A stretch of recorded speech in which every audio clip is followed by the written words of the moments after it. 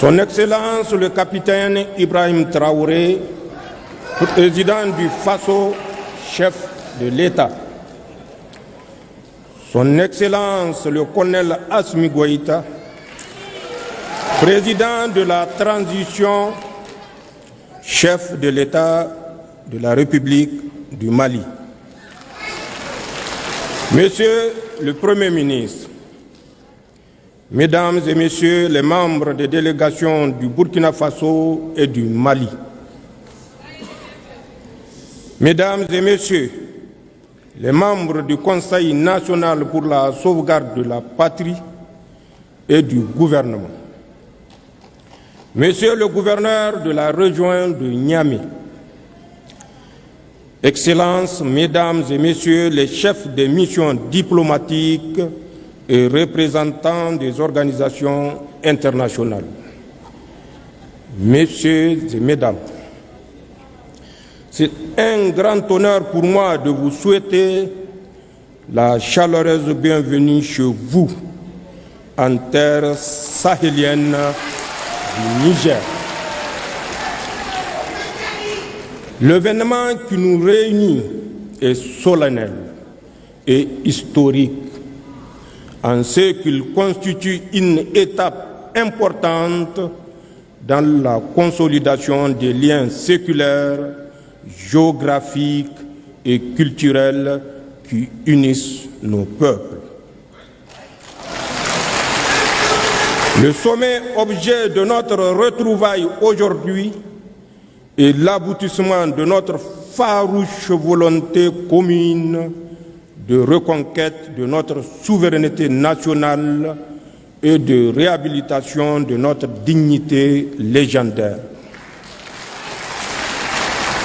Il se situe dans la droite ligne de l'adoption le 16 septembre 2023 de la charte du Liptako-Gourma instituant l'Alliance des États du Sahel. Mesdames et Messieurs, l'approbation formelle du traité portant création de la Confédération Alliance des États du Sahel AES consacrera ainsi l'aboutissement des aspirations de nos populations à sceller sur le socle de notre espace sahélien une union d'États partageant les mêmes défis et les mêmes ambitions, en un mot, le même destin. En effet, la formation de l'Alliance des États du Sahel a déjà permis d'édifier autour du Burkina Faso, du Mali et du Niger une coalition solide basée sur une architecture de défense commune et une mutualisation des moyens nourris par une solidarité fusionnelle à l'image de celles manifestées par les autorités et les peuples du Burkina et du Mali. L'agression armée projetée par la CEDEAO contre le Niger. La constitution de ce front a dissuadé les velléités de déstabilisation de notre pays et je tiens à réitérer mon sentiment de profonde gratitude à l'endroit de mes frères Ibrahim Traoré et Assimi Goïta pour cette preuve manifeste de solidarité agissante. Mon pays vous rend un vibrant hommage pour cette prise de position. Aujourd'hui, ce front constitue le rempart contre lequel s'écrasera tout projet d'agression contre la Confédération de l'Alliance des États du Sahel. À cet égard, il me plaît de constater que le volet défense-sécurité de l'Alliance des États du Sahel connaît déjà des avancées significatives avec la mise en place de la force conjointe des États du Sahel. Au demeurant, sur le théâtre des opérations, nos armées mènent des opérations conjointes concluante dans le Liptako Gourma. Monsieur le Président Goïta et Traoré, la Confédération Alliance des États du Sahel va s'édifier donc sur un substrat qui assure la protection des populations contre toute menace d'agression terroriste, rébellion, banditisme armé ou tout acte hostile venant de l'extérieur. Je demeure convaincu que dans le contexte géopolitique actuel, l'Alliance des États du Sahel constitue le seul regroupement sous-régional efficient dans le domaine de la lutte contre le terrorisme, la CEDEAO ayant brillé par son déficit d'implication dans cette lutte. De ce fait, l'Alliance des États du Sahel seule nous permet de faire face aux menaces terroristes comme aucune autre structure régionale ou internationale ne l'a fait auparavant. Chers collègues chefs d'État, tout en consolidant cet axe stratégique, il est nécessaire dans le contexte géopolitique actuel de coordonner nos actions diplomatiques tant au plan bilatéral qu'au sein des organisations multilatérales et harmoniser nos politiques extérieures pour garantir au mieux les intérêts de notre confédération Alliance États du Sahel dans l'arène internationale.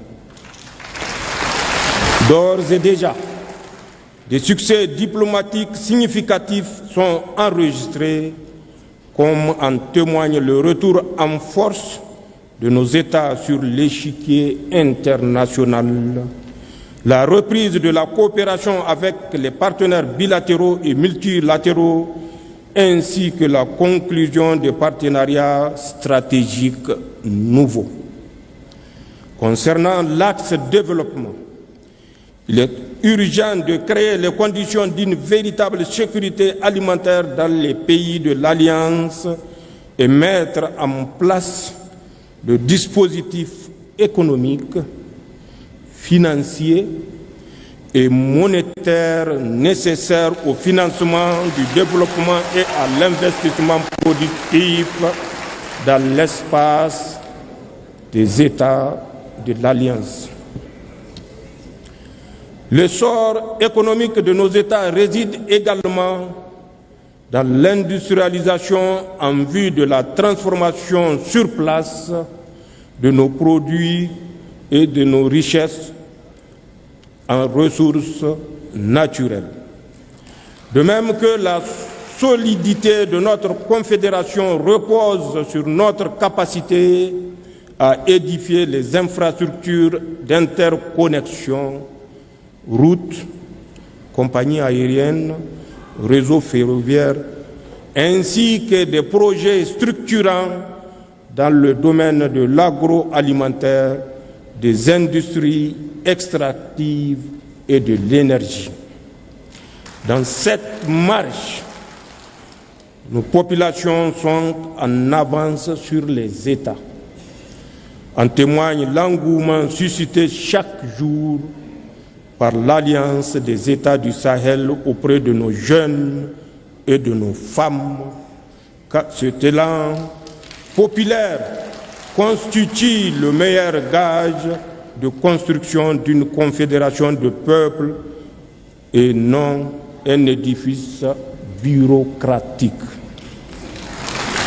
Chers collègues chefs d'État, nos délibérations permettront assurément d'adopter l'armature juridique et institutionnelle permettant de donner corps et identité à la Confédération Alliance des États du Sahel. Nos peuples ont irrévocablement tourné le dos à la CEDEAO. Il nous appartient aujourd'hui de faire la Confédération Alliance des États du Sahel.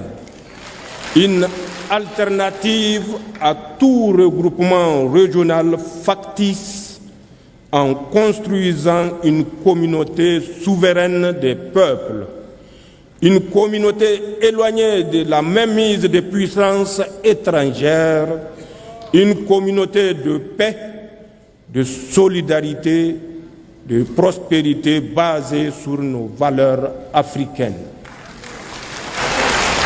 Les hauts fonctionnaires et les ministres des Affaires étrangères ayant finalisé et adopté le projet de traité, c'est avec un réel plaisir que je marque mon accord solennel à la création de la Confédération Alliance des États du Sahel. J'approuve également le projet de règlement intérieur du Collège des chefs d'État de la Confédération Alliance des États du Sahel. Le Niger, par ma voix, s'engage à œuvrer inlassablement à la bonne marche de notre Confédération. C'est sur ces notes d'engagement et d'espoir que je déclare ouvert le premier sommet des chefs d'État de l'Alliance des États du Sahel.